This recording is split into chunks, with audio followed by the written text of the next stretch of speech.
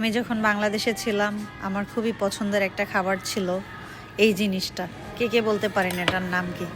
আমি বলবো না, অনেকেই হয়তো বা চিনেছেন। এটা আমাদের বাসায় এখন অনেক আছে, বিকজ আমরা এগুলোকে পুষি। তো আমরা অনেক ধরনের পশু পাখি বাসায় পুষি আমাদের বেসমেন্টে। তারপরে আমাদের বাহিরে জায়গা আছে, 2টা শেড আছে আর কি, এক্সট্রা ঘরের মতো, ওগুলোর ভিতরে খুবই অল্প পরিসরে। তো আজকে ওখান থেকে 2টা নিয়ে আসলাম খাওয়ার জন্য, কারণ এত বেশি হয়ে গেছে যে আমরা জায়গা দিতে পারতেছি না। আর বিদেশেগুলোকে কি করব। তো আমি আমেরিকাতে আসার পর থেকে বিভিন্ন স্টোরি, এটা হচ্ছে কবুতর খুঁজতেছিলাম, বাট আমি কোথাও পাই নাই। অনলাইন অফলাইন অনেক জায়গায় ট্রাই করছি। তো যার কারণে আমি প্রায় আজকে অনেক বছর পরে, বেশ কিছুদিন আগে একটা আমেরিকানদের বাসায় দেখলাম যে ওরা ফেসবুকে বিক্রি করতেছে। তো ওদের কাছ থেকে প্রায় $400 মতো আমরা বড় বড় কবুতর যেগুলো কিনে এনেছি।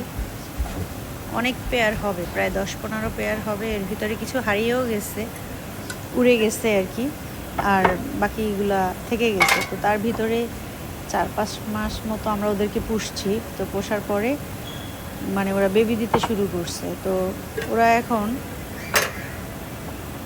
মানে প্রত্যেক 2 মাসেই 1 পেয়ার বেবি দেয়, 1 পেয়ার ডিম দেয়। আর প্রথম দিকে কিছু ডিম নষ্ট হয়ে গেছে, ওগুলো বাচ্চা হয়নি।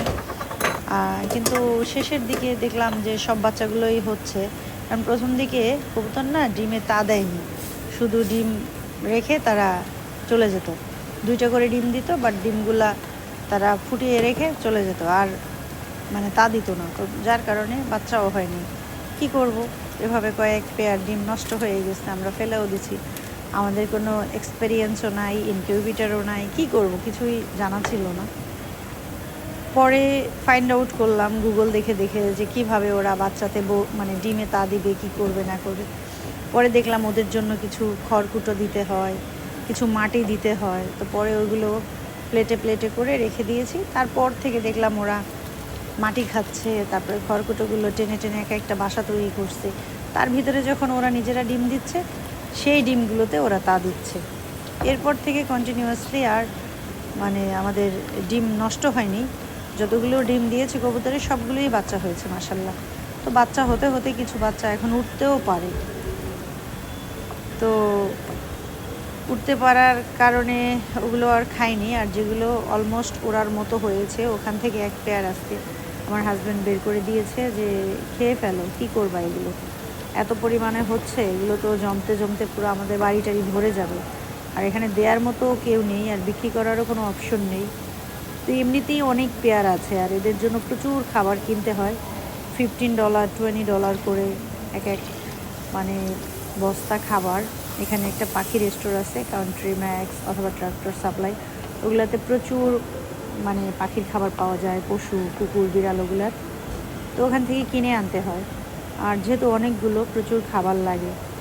তো তার কারণে আমার হাজব্যান্ড বলছিল কিছু খেয়ে কমিয়ে ফেলো আর বাকি কিছু রেখে দেয়। তো আজকে অনেক দিন পরে আমার অফ ছিল, শনিবারে কাজ ছিল না।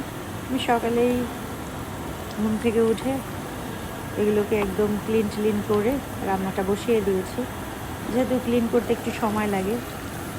তো আলহামদুলিল্লাহ অনেক বছর পরে নিজের পোষা কবুতরের মাংস খেলাম, ভীষণ মজা হয়েছে এবং মনটাও ভরে গেছে যে বিদেশে বসেও কবুতরের মাংস খেতে পারবো, এটা কখনো চিন্তাও করতে পারিনি। এখানে গরু, মুরগি, তারপরে গোট, ল্যাম, এগুলোর কোনো অভাব নেই। কোয়েলও পাওয়া যায়, বাট কবুতরটা আমি কখনোই দেখিনি যেটা বিক্রি করে বা কোথাও পাওয়া যায়। একমাত্র বাংলাদেশে যখন ছিলাম তখনই খেতাম, আর বাংলাদেশে গেলেও এখন খাই। তো আজকে আমি ভীষণই হ্যাপি এবং অনেক আনন্দ নিয়ে রান্না করলাম, যেহেতু অনেকদিন পরে কবুতর খাবো। কার কার আমার মতো পাখির মাংস পছন্দ? আমার পাখি আর হাঁসের মাংস খুবই পছন্দ, বাট আমি গরু, মুরগি অত একটা পছন্দ করি না। তো ফাইনালি আমার রান্নাটা শেষ। আলুগুলো একটু গলে গেছে, আর একটু আমি ঘন ঘন করে ফেলেছি, পাতলা ঝোল রাখিনি।